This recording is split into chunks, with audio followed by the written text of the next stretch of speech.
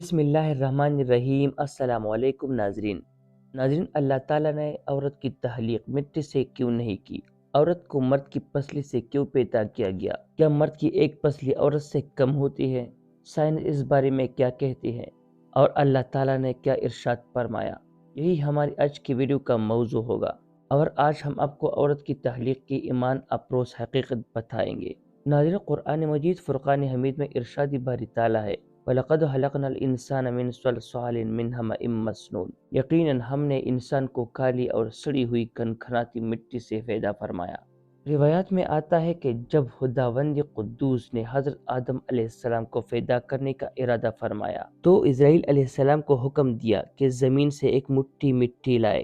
حکم خداوندی کے مطابق اسرائیل علیہ السلام نے آسمان سے اتر کر زمین سے ایک مٹھی مٹی لائی تو پوری ہوئی زمین کی اوپری پر چلکی کی مانند اتر کر آپ علیہ السلام کی مٹھی میں آ گئی، جس میں 60 رنگوں اور مختلف کیفیتوں والی مٹھیاں تھیں، یعنی سفید و سیاہ، سرخ و زرد رنگوں والی اور نرم و سخت، شیریو، تلخ، نمکین و پھیکی وغیرہ کیفیتوں والی مٹیاں شامل تھی۔ کچھ عرصے بعد اللہ تعالیٰ نے حضرت آدم علیہ السلام کے بائیں پسلی سے ایک عورت کو پیدا کی جس کا نام حوا سلام اللہ علیہا رکھا۔ حضرت حوا سلام اللہ علیہا دنیا میں تشریف لانے والی پہلی عورت تھی۔ حضرت ابو ہریرہ رضی اللہ تعالیٰ عنہ نبی اکرم صلی اللہ علیہ وآلہ وسلم کا یہ فرمان نقل فرماتے ہیں کہ جو شخص اللہ اور آخرت کے دن پر ایمان رکھتا ہو وہ اپنے پڑوسی کو اذیت نہ پہنچائے، اور خواتین کے بارے میں بھلائی کی وصیت قبول کرو۔ انہیں پسلی سے پیدا کیا گیا ہے،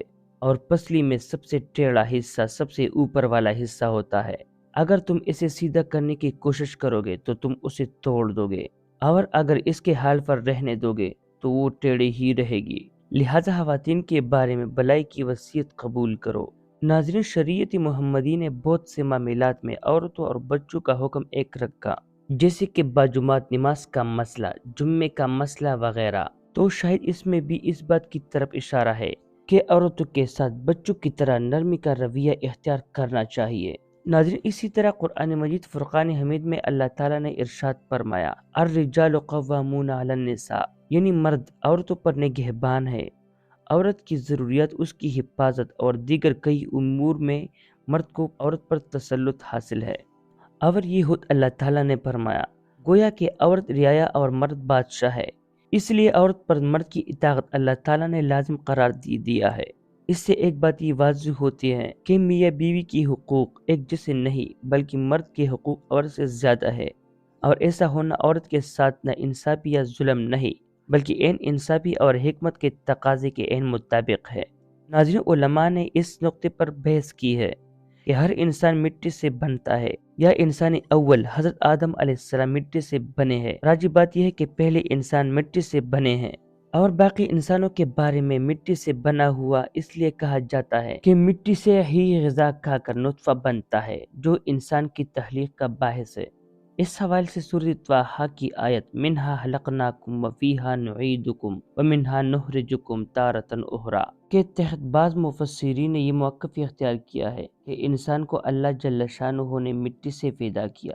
ناظرین، اسی طرح بعض کے مطابق مرد کی پسلی سے عورت کو بنا کے اللہ تعالیٰ نے مرد کو اپنی اس حکمت کا اشارہ دیا کہ میں نے عورت کی تخلیق فرشتوں سے لائی مٹی سے نہیں کی، بلکہ انسان کی پسلی سے کی ہے۔ میں نے اسے تمہارے جسم کے حصے سے اس لیے نکالا کہ عورت کا تقدس اور پردہ قائم رہے، فرشتوں کو بھی خبر نہ ہونے پائے کہ زمین کی لائی ہوئی کس مٹی سے عورت کی تخلیق ہوئی، یعنی عورت کی تقدس کی حد تو دیکھیں کہ فرشتوں سے بھی اس کی بناوٹ کا پردہ لازمی قرار دیا گیا۔ اور پہلی عورت حضرت حوا سلام اللہ علیہا اسی مرد یعنی حضرت آدم علیہ السلام کی پسلی سے نکلی جس کی وہ منکوحہ کہلائی، یعنی جن کی نکاح میں آئی۔ اب بات آتی ہے پسلی کی کہ عورت پسلی سے کیوں نکلی؟ کیا ٹیڑھا پن وہاں سے ملا؟ نہیں، یہ بھی حکمت سے خالی بات نہیں ہے۔ انسانی جسم میں دل اور بہت سی نازک پارٹس پسلی کے پیچھے چھپے ہوئے ہیں، یعنی پسلی سے پیدا کرنا بھی اللہ تعالیٰ کی یہاں ایک حکمت تھی، یعنی عورت ایک ڈھال ہے۔ ان نازک پارٹس کے لیے تو اللہ پاک نے پسلی سے نکال کر یہ نہیں بتایا کہ عورت میں ٹیڑھا پن ہے، بلکہ اس نے عورت کو پسلی سے تخلیق کر کے یہ بات سمجھا دی کہ عورت وقت پڑنے پر ڈھال بھی بن سکتی ہیں، औरत माँ, बहन, बेटी और बीवी भी हैं। किसी की इज्जत को मत उछाले, जितना हो सके हर बात में मस्बत पहलू तलाश करे। नाज़रीन, बाज लोग ये कहते हैं कि हर औरत उस मर्द की पसली से पैदा की जाती है जिससे उसका निकाह होता है। हदीस और मुफस्सिरीन के मुताबिक ऐसी कोई बात नहीं और इस बात में हकीकत नहीं है। यह एक और बात भी सामने आती है कि मर्द की पसलियों की तादाद कम होती है, इसी वजह से कि मर्द की पसली से औरत पैदा की गई।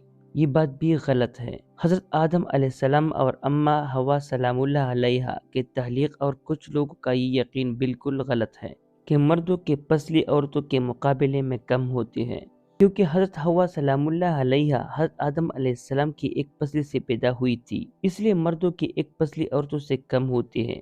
मगर ये सच नहीं है।